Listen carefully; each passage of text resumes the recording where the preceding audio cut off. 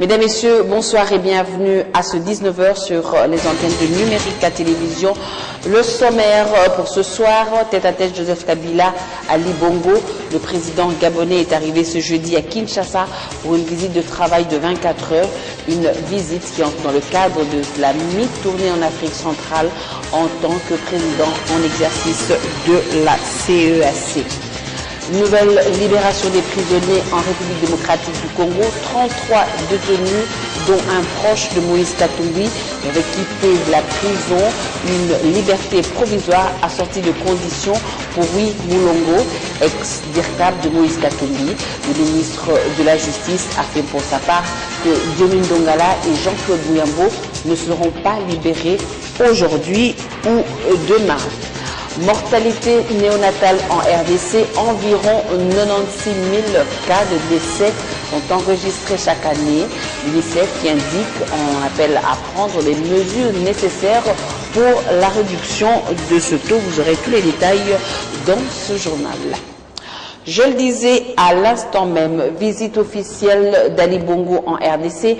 Le président gabonais est arrivé à Kinshasa pour un entretien avec son homologue congolais Joseph Kabila.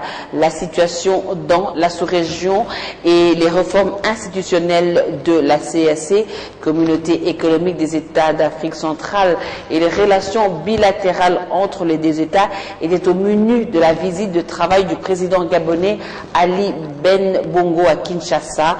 Dans le communiqué final, Joseph Kabila et Ali Bongo ont appelé les acteurs politiques et la société civile à se mobiliser en vue de la concrétisation des agendas électoraux. Les deux chefs d'État vont se retrouver les 5 et 6 mars à Libreville au Gabon à la deuxième session extraordinaire de la conférence des chefs d'État du Conseil de paix et de sécurité de l'Afrique centrale.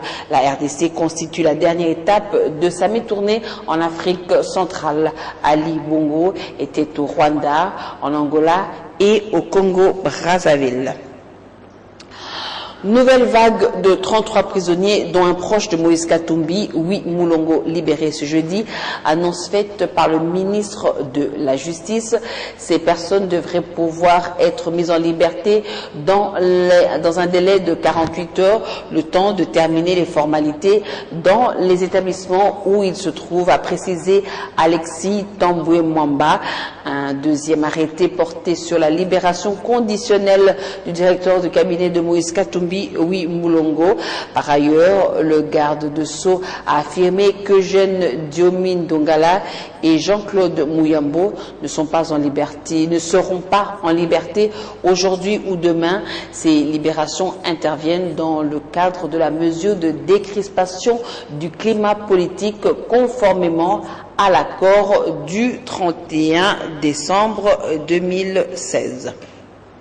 Et à propos de la libération des jeunes Diomi Ndongala et Jean-Claude Muyambo, justement, non, ce n'est pas moi qui ai inventé la nouvelle mise en liberté du président de la démocratie chrétienne Diomi et du SCOD Muyambo.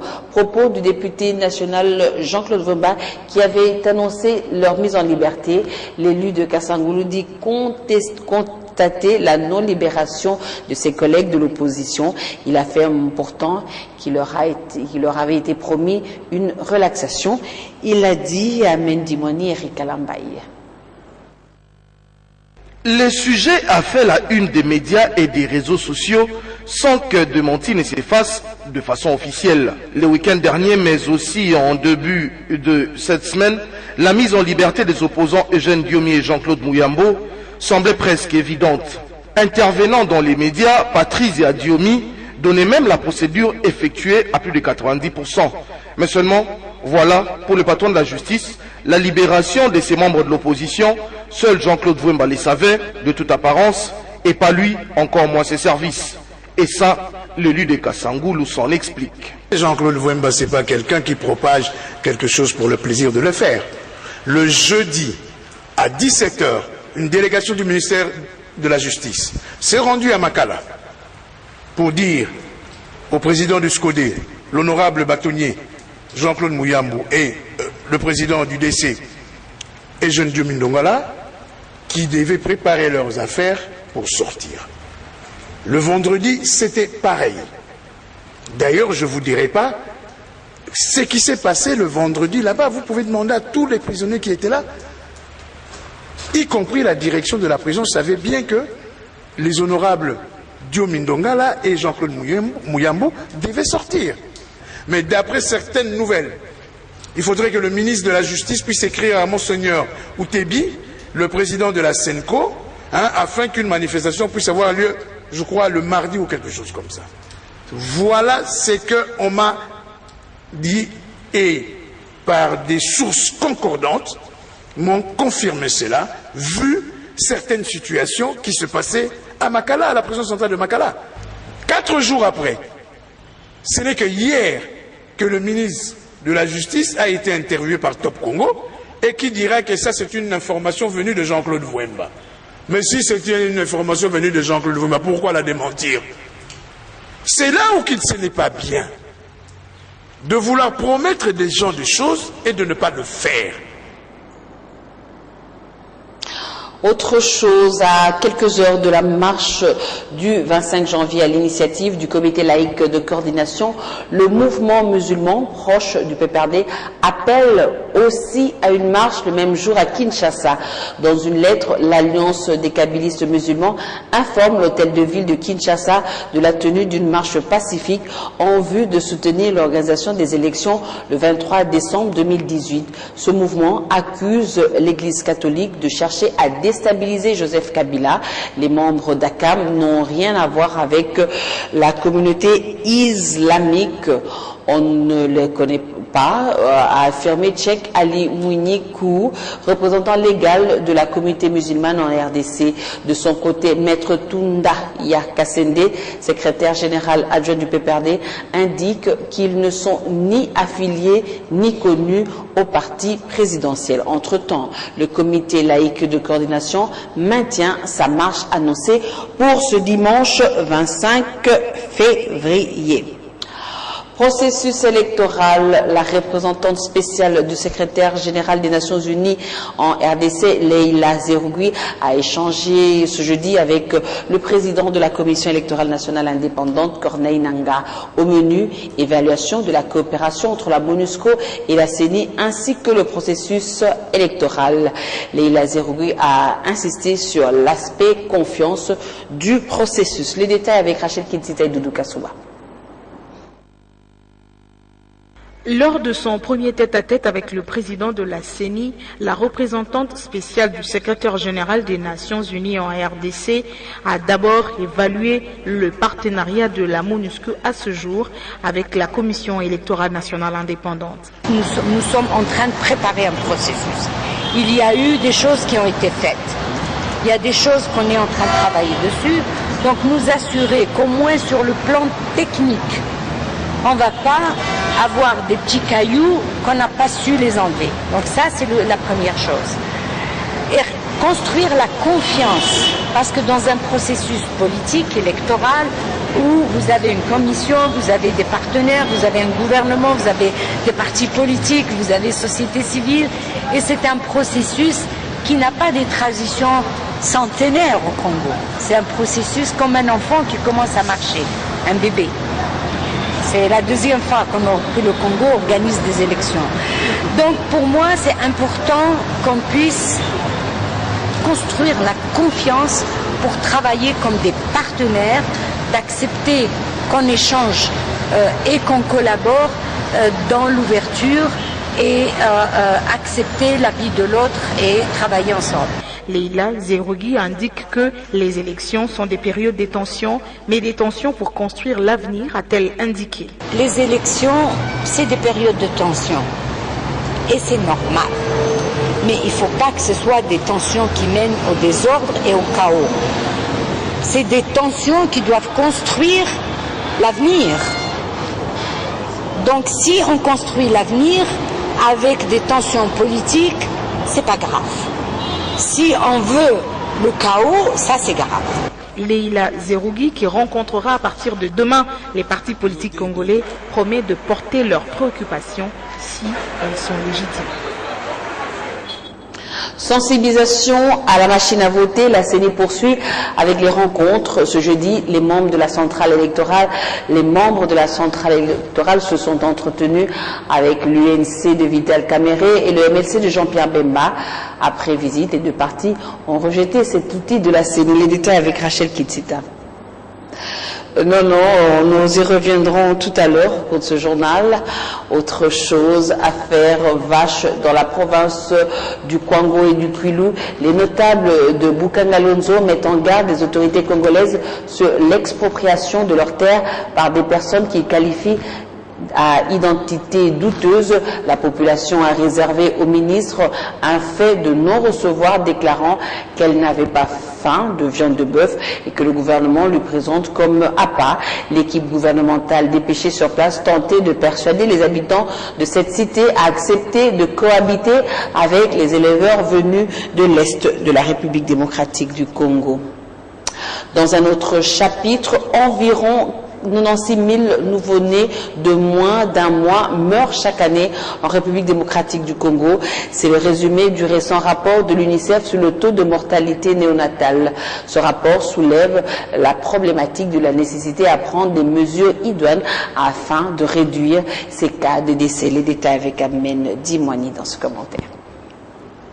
Dans ce rapport, l'UNICEF place la RDC dans la liste de pays les plus touchés par la mortalité néonatale. Ainsi, un nouveau-né sur 35 meurt avant l'âge d'un mois, ce qui par an fait 96 000 décès des nouveau-nés. Si des progrès considérables ont été enregistrés en termes de réduction du taux de mortalité chez les moins de 5 ans, la situation reste préoccupante chez les nouveau-nés. Les complications de la prématurité, les conflits et crises, l'asphyxie ainsi que les infections néonatales telles la septicémie et la pneumonie sont recensées comme responsables de plus de 80% des décès néonatals. Les conditions dans les centres de santé et autres établissements de santé ne sont pas à négliger dans cette situation. Il faut tout de même rappeler que la RDC, pour remédier au taux élevé de mortalité chez les nouveau-nés, s'est engagée dans plusieurs initiatives mondiales visant à mettre fin au décès des mères et des nouveau-nés. Des efforts qui, du reste, doivent continuer à se renforcer. Au bureau UNICEF RDC, Yves Wilmot est chef communication. La situation de la mortalité néonatale chez les nouveau-nés préoccupe, d'où la concentration des efforts autour d'une communication bien ciblée. Voilà qui justifie le lancement de la campagne mondiale Pour chaque enfant, une chance de vivre. De l'analyse des facteurs responsables de la situation alarmante du taux élevé de la mortalité néonatale aux actes à poser, la mission est tout sauf impossible. La majorité des décès déplorés pourraient aussi être évités grâce à des gestes simples et de soins essentiels à la naissance. En prélude du 113e anniversaire du Rotary International prévu ce vendredi 23 février, le Rotary Club Kinshasa organise aujourd'hui une journée d'échange axée sur la paix et l'entente mondiale. Le Premier ministre Bruno Tshibala a été l'invité de marque de cette rencontre. Jefté Tsoleni et Alain Zongola pour le reportage. Le 23 février, Rotary International totalisera 113 ans d'existence. C'est donc dans ce cadre que s'inscrit l'organisation de cette journée de paix et d'entente mondiale. Créée le 23 février 1905 par l'avocat américain Paul Harris, Rotary International compte à ce jour près de 1,2 million de membres dans le monde. À Kinshasa, Rotary, c'est au total 8 clubs. Les membres de ces 8 clubs et autres invités se sont donc donné rendez-vous pour célébrer l'anniversaire du Rotary International. Le Rotary est un réseau mondial de leaders du monde de l'entreprise, des professions libérales et de la société civile qui travaillent pour traiter ensemble quelques-unes des grandes problématiques humanitaires. Présent à cette manifestation, le Premier ministre a circonscrit son message sur la paix et le développement. J'ai appris aussi que les Rotariens n'aiment pas aborder entre eux des discussions sur des sujets qui ont toujours provoqué des divisions et des querelles, voire des guerres entre les hommes depuis la nuit du temps. Il s'agit de questions politiques et religieuses. Occasion aussi pour le secrétaire général des Rotary Club de Kinshasa de rappeler les objectifs de leur organisation. Les 4 buts du Rotary. Promouvoir la camaraderie, faire des échanges professionnels et cultiver les règles éthiques. Nous sommes dans une communauté, rendre service à la communauté. La manifestation d'aujourd'hui rentre dans le 4e but du Rotary. C'est la paix et l'entente entre les peuples. Au nombre des actions posées par Rotary International figure la lutte contre la polio, lancée depuis 1979 aux Philippines. Rendons-nous en province à présent, à Mwanda, dans le Congo central. La synergie de la société civile demande au gouvernement congolais d'éclairer sa lanterne sur le nouveau contrat signé récemment avec la société Perenco pour l'exploitation du pétrole. À l'issue d'un atelier sur la gestion des ressources naturelles de la province organisé ce jeudi dans la ville de Boma, les organisations de la société civile se sont dites préoccupées par la participation avec laquelle l'exécutif congolais a signé cet accord, alors que l'ancien court jusqu'en 2023. Jacques Bakoulou, président de la synergie des organisations de la société civile, déclare que le gouvernement va de contrat en contrat. Dossier à suivre donc. Nous allons revenir sur la sensibilisation de la machine à voter. La CENI poursuit avec ses rencontres. Ce jeudi, les membres de la centrale électorale se sont entretenus avec les membres de l'UNC de Vital Kamerhe et le MLC de Jean-Pierre Bemba. Après visite, les deux partis ont rejeté cet outil de la CENI. Les détails avec Rachel Kitsita et Doudou Kassouba. Nous avons passé en revue le calendrier électoral et avec la CENI, nous voulons demander, et la CENI l'a confirmé, que la date du 23 décembre 2018 soit considérée comme une date qu'on ne va pas dépasser, qui est réellement élection dans notre pays. En ce qui concerne la machine à voter, nous avons dit au président de la CENI, nous INC, nous ne sommes pas encore convaincus qu'il faut utiliser cette machine à voter. Et peut créer beaucoup de problèmes. De son côté, il nous a fait la démonstration. Nous avons posé beaucoup de questions, mais nous restons sur notre position, tout en laissant les discussions continuer. Et nous avons dit au président de la CENI, pour l'amour de la nation, nos arguments que nous apportons, si elles arrivent à vous convaincre, il ne faut pas vous laisser lier par un engagement flou quelconque ou la peur.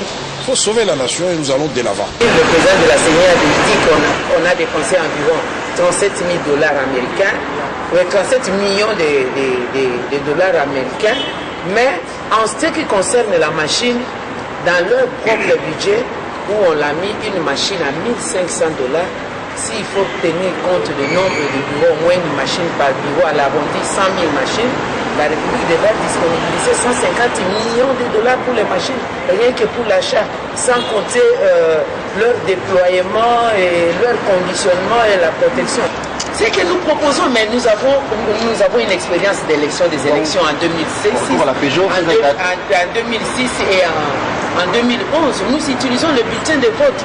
Les systèmes de seuil qu'on a introduit dans la loi électorale et le prix élevé, le coût élevé du cautionnement, ça réduit totalement le nombre de bulletins de vote. D'ailleurs, l'exercice qu'on fait, ou bien la référence qu'on prend des bulletins de vote, c'est seule la circonscription de Django qui avait pris 52 pages. Ce n'est pas dans toutes les circonscriptions du Congo qu'on a ces parchemins de bulletins de vote.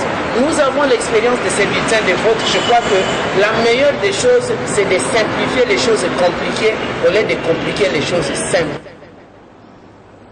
Mesdames, Messieurs, c'est par ici que prend fin ce journal. Vous l'avez peut-être constaté.